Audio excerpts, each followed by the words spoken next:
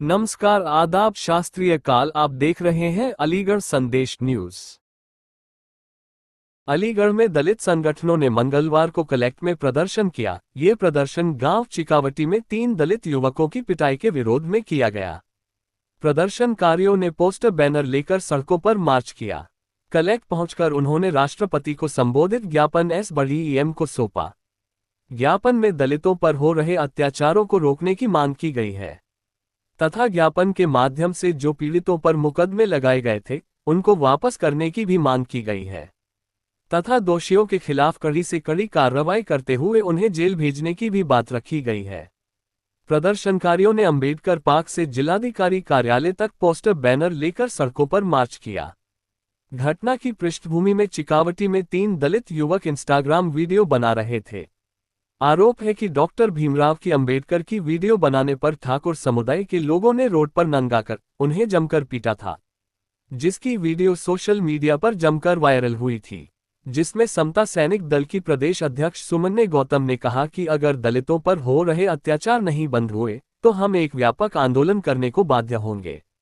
हमारा प्रशासन से यही कहना है कि जो आज के समय में सबसे ज्यादा अत्याचार दलित समाज के लोगों पर हो रहे हैं, इनको शासन को रोकना चाहिए तथा दोषियों के खिलाफ कड़ी से कड़ी कार्रवाई की जानी चाहिए। उन्होंने ये भी कहा कि नगला पूसा में भी एक दलित समाज के परिवार को घर में घुसकर जमकर पीटा गया। प्रदेश महासचिव लॉर्ड बुद्ध सोसाइटी किस तरीके का प्रदर्शन ये प्रदर्शन 26 तारीख को लोधा थाने में दलित समाज के जाटव समाज के 3 बच्चों को जातिवादी मानसिकता के गुंडों ने जय भीम बोलने पर, बाबा साहब की सिर्फ वीडियो बनाने पर उन्हें तालिबान जैसी सजाएं रोड पर नंगा करके उनका चरित्र हनन किया और उनको बेरहमी से मारा।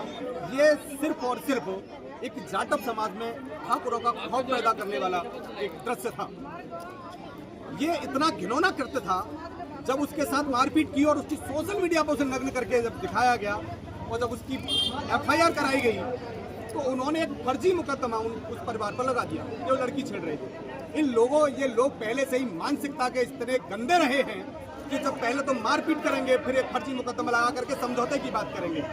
उसके बाद अभी पूसा नगला में घर के अंदर घुस करके 3 गुंडों ने एक जाटव समाज को बेरहमी से मारा। इतना मारा कि वो हॉस्पिटल में एडमिट है।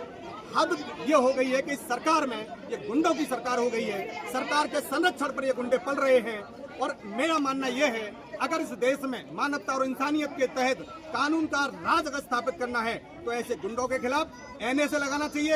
ऐसे गुंडा एक्ट के तहत और गैंगस्टर एक्ट के तहत ये जेल में होने चाहिए। अगर ये जेल नहीं गए तो ये पुनरावृत्ति होगी, इस देश में शांति व्यवस्था खराब होगी। और मैं आपको बताना चाहता हूँ कि ये जाटव समाज, ऐसी समाज सिर्फ कानून और बाबा साहब को मानने वाला है, इसलिए बाबा साहब के संविधान के दायरे में रहकर अपनी बात कर रहा है। निसंदेह अगर ये अत्याचार और ये घटनाएं नहीं रुकी तो फिर ये मजबूर होगा और बदला लेने की क्षमता में ये है। और फिर उसके बाद इस सब की जिम्मेदारी, क्योंकि शासन अगर तरीके से हमारी मांग जो ज्ञापन के तरीके से नहीं मांगनी जाएंगी तो फिर हम अलीगढ़ को जाम करेंगे और ये भारत जाम होगा। क्योंकि 2 अप्रैल का हम लोग एक मैसेज इनको दे चुके हैं, क्योंकि अत्याचार हम सहने के लिए इस दुनिया में पैदा नहीं हुए हैं। हमारा भी मान सम्मान है, SC ST वालों का भी मान सम्मान है। इसलिए सरकार से आह्वान है कि सरकार हमारी 5 सूत्री मांगे मान ले, उनके खिलाफ जो मुकदमे किए गए हैं, फर्जी मुकदमे, उनको तत्काल प्रभाव से वापस ले और जिन दरिंदों ने उनके साथ ये नंगा नाच किया था उनको तत्काल प्रभाव से सुसंगत धाराओं में उन्हें जेल भेजना चाहिए।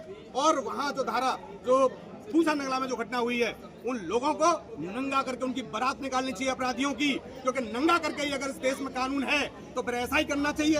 इसलिए हमारी मांग है कि शासन प्रशासन तत्काल प्रभाव से एक्शन ले, अन्यथा की स्थिति में अगर न्याय नहीं मिलता है तो ये बहुजन समाज बड़े आंदोलन का आगाज करेगा और उसके लिए जिम्मेदार शासन प्रशासन होगा। जहाँ एक तरफ देश के अंदर लोकतंत्र मौजूद है, उसके बावजूद भी कोर्ट थाने होने के यही लोग सड़कों पर सजा दे देते हैं, तो कोर्ट कचहरियों क्या काम है? क्या सर, इस देश में कानून लोकतंत्र तो है ही नहीं, संविधान तो नाम के लिए रह गया है।